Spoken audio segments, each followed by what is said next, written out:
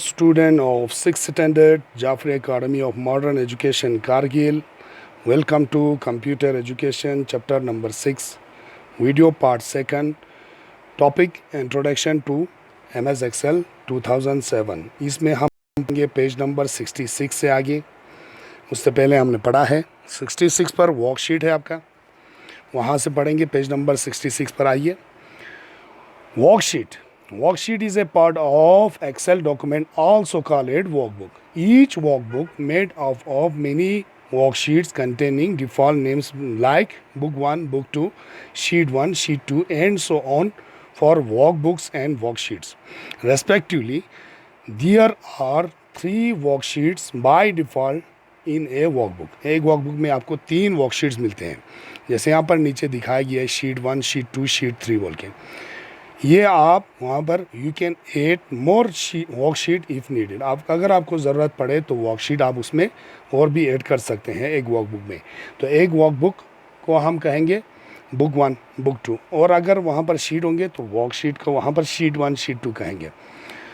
तो ये separate sheet होता है आपका, एक इलेक्ट्रॉनिक शीट होता है, उसी को हम वर्कबुक कहते हैं। उस वर्कबुक में आपको 3 शीट मिलते हैं, ये एक्सेल डॉक्यूमेंट का हिस्सा होता है। फैक्ट्स टू नाउ में आपको कहते हैं इन एमएस एक्सेल 2007 वर्कशीट। आपको एक्सेल 2007 वर्कशीट में दियर आर 16,384 कॉलम्स एंड 10,48,576 रोज वहाँ पर होते हैं आपको।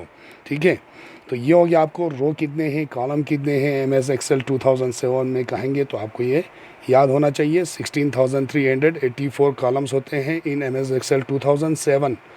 2007 के बाद आया है तो उसमें और भी बढ़ गया होगा रोज़ कॉलम्स, लेकिन जो 2007 है उसमें इतना होगा 16,384 कॉलम्स होंगे और 10,48,576 रोज़ होंगे। इसके बाद कहते हैं पार्ट्स ऑफ वर्कशीट। अब वर्कशीट के जो हिस्से हैं वो कौन कौन से हैं? सेल्स हैं, एक्टिव सेल्स हैं, नेम बॉक्स हैं, सेल रेंज ऑफ सेल्स हैं, या वहाँ पर और भी बहुत सारे एक्टिव सेल क्या है वहाँ पर बताया जाएगा, सेल क्या है वो बताया जाएगा, नेम बॉक्स क्या है और cells of range of sales.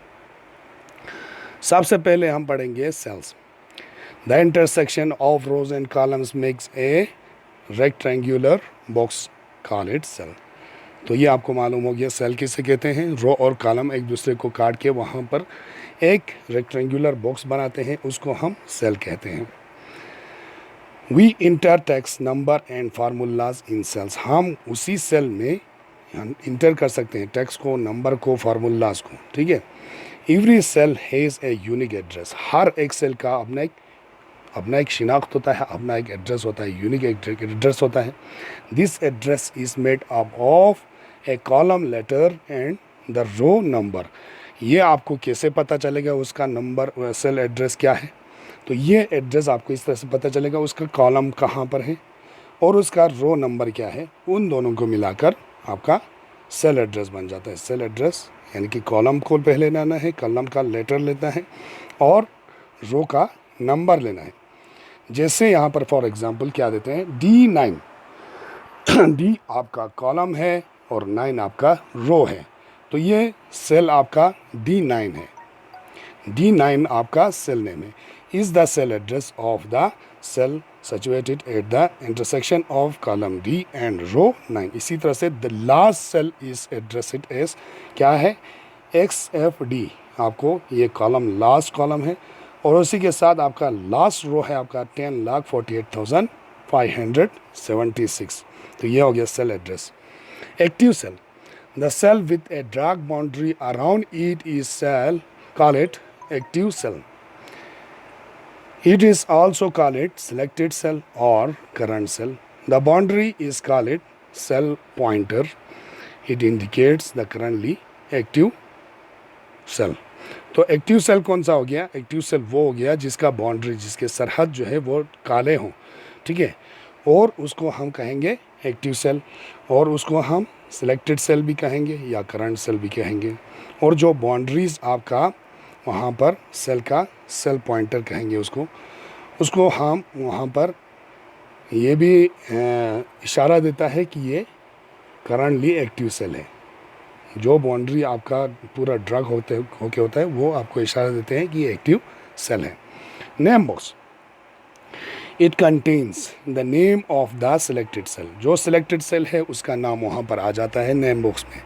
आप ऊपर वहाँ पर देख सकता है, यहाँ पर नेम बॉक्स लिखकर वहाँ पर D9 लिखा हुआ है। D9 पे यहाँ पे क्लिक किया तो वहाँ पर ऊपर D9, यहाँ पर ये नेम बॉक्स है आपका D9, ठीक है, D9। फिर उसके बाद कहते हैं we select a cell using the mouse और एरो की। माउस और एरो की को इस्तेमाल करके हम उसको सिलेक्ट करते हैं। These keys also make a cell active. ये कीज जो है सेल को एक्टिव करते हैं। Range of cell, it refers to a group of cells that touch each other. एक दूसरे को टच करते हैं। It appears in the form of rectangle और स्क्वायर, या रेक्टेंगल या स्क्वायर में होते हैं। फिर आइए पेज नंबर 67 पर। Facts to know, a cell is the smallest unit of a worksheet which is used to store a unit of information. तो सेल जो है वो सबसे छोटा यूनिट है वर्कशीट का जिसमें स्टोर करते हैं इंफॉर्मेशन को, ठीक है। सेलेक्टिंग एंड डिससेलेक्टिंग सेल्स, एक सेल को सिलेक्ट करना है और डिससेलेक्ट करना है, तो किस तरह करना है। We can use a mouse और keyboard to select cell. Cell को सिलेक्ट करने के लिए या हम माउस को इस्तेमाल करते हैं या हम कीबोर्ड को इस्तेमाल करते हैं। Cell selection using mouse, mouse को इस्तेमाल करके किस तरह से सिलेक्ट करना है उसके लिए यहाँ पर स्टेप्स दिया है। Steps to select a range और of cells using mouse. Step 1, point the mouse at the first cell of the range to be selected. First cell पर आपको लेना है जहाँ से आपको रेंज लेना है सेल का, ठीक है। उसको वहाँ पर फर्स्ट सेल में रखने के बाद ड्रैग करके वहाँ पर खींचना है। Step second, hold down the left mouse button and drag it diagonally till all the required cell are selected. यानी कि आपको माउस का जो लेफ्ट माउस बटन है उसको पकड़ना है, फिर इसके बाद ड्रैग करना है, फिर जहाँ तक आपको सेल्स को रेंज में लाना है वहाँ तक आपको खींच कर ले जाना है।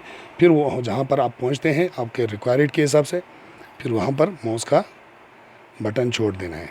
तो ये हो गया माउस के साथ आपको सिलेक्ट करने का तरीका। Cell selection using keyboard, keyboard को इस्तेमाल करके आप कैसे सिलेक्ट करेंगे। वी प्रेस द शिफ्ट की को प्रेस करेंगे and move the lower last cell using arrow key को इस्तेमाल करके हम जो सबसे नीचे वाले जहाँ तक हमारी ज़रूरत है वहाँ तक हमको आना है एरो की के ज़रिए। We use given steps to select a range using keyboard. इसको हम किस तरह से इस्तेमाल करेंगे कीबोर्ड को, तो यहाँ पर ये स्टेप्स दिए हैं इस तरह से। Step 1, in order to select a complete column we click on the column heading of that column. Step second, in order to select complete row we click on the row heading of that रो।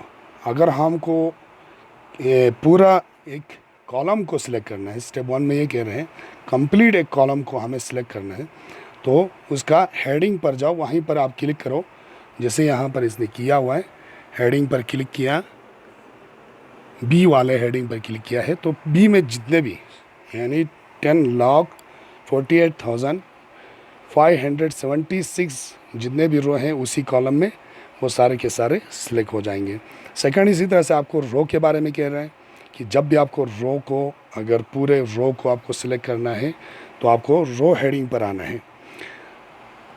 जैसे कि यहाँ पर रो number 2 पर आया है, रो number शायद 5th है, रो number 5th पर आ गया है। वहाँ पर 5th रो को सिलेक्ट करने के लिए 5th पर क्लिक करना है। रो का जो हेडिंग है 5th उसी पर क्लिक करेगा तो आपका पूरा जो रो XFD लास्ट तक 5 XFD 5 वहाँ पर पूरा आपका सिलेक्ट हो जाएगा। Step 3, in order to select entire worksheet we click at the cross section of the row and column heading. Cross section पर हम क्लिक करेंगे कोने में, वहीं पर क्लिक हियर लिखा हुआ है, सिलेक्ट टू इंटायर वर्कशीट यहाँ पर दिखा हुआ है। यहाँ पर यहाँ पर क्लिक करेंगे हम क्रॉस सेक्शन पर, तो पूरा जो आपका रो और कॉलम सारे वर्कशीट को ये सिलेक्ट कर सकते हैं। इसके बाद facts to know, Ctrl+A is the shortcut key, use it to select an entire worksheet. पूरे वर्कशीट को हम सिलेक्ट कर सकते हैं कंट्रोल और ए को दबाकर कीबोर्ड से। Shift+Spacebar is the shortcut key, use it to select row in which a cell is active. जिस सेल को एक्टिव रखा है उसी में आप Shift+Space लगाकर उस पूरे रो को सिलेक्ट कर सकते हैं। Ctrl+Spacebar is the shortcut key, use it to select a column in which a cell is active। Cell जो सेल एक्टिव है उसी में जो कॉलम है वो पूरे कॉलम को सिलेक्ट करने के लिए Ctrl+Spacebar आपको कीबोर्ड से ये शॉर्टकट की इस्तेमाल करना है। एंटरिंग डाटा इन सेल्स, आप डाटा को कैसे इंटर करेंगे सेल्स में। We can type data after selecting a cell and press the enter key to enter data in a cell। हम क्या करेंगे, एक डाटा को क्लिक कर, ये पहले तो एक सेल को क्लिक करेंगे, खाली सेल को, उसमें फिर हम डाटा सब वहाँ पर टाइपिंग करेंगे, इंटर कर देंगे, फिर उसके बाद इंटर की को दबाएगा तो आपका डाटा जो है सेल में इंटर हो जाएगा। As we type data in an active cell, जैसे हम एक्टिव सेल में वहाँ पर टाइप करते हैं, we see that the same data appears in the formula box. हम देखते हैं कि फार्मूला बॉक्स में भी वही जो डाटा हम एक्टिव सेल में डाल रहे हैं वही फार्मूला बॉक्स में भी आ रहा है।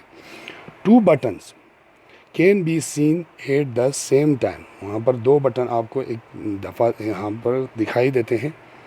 That is the cancel button, वहाँ पर कैंसिल बटन है, that we to cancel data before pressing the enter key को इस्तेमाल करने से पहले हम उसको प्रेस करके डिलीट भी कर सकते हैं, कैंसिल कर सकते हैं।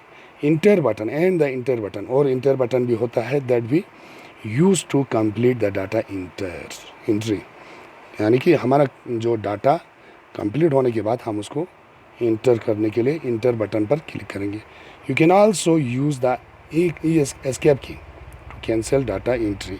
जो डाटा आप इंटर कर रहे हैं उसको कैंसिल करने के लिए ESC एस्केप की बोलते हैं। ये आपको कीबोर्ड के सबसे टॉप रो में होंगे, यहाँ पर लेफ़्ट कॉर्नर पर, उसी को आपको प्रेस करना है। एस्केप की ये शॉर्टकट की है, वहाँ से डाटा कैंसिल कर सकते हैं। तो डियर स्टूडेंट्स, ये था हमारा आज का टॉपिक। ओके, नेक्स्ट हम कल पढ़ेंगे operation of cells and columns oblique rows. ये हम कल पढ़ेंगे इंशाल्लाह। तब तक के लिए खुदा हाफिज़, good bye, take care, all the best.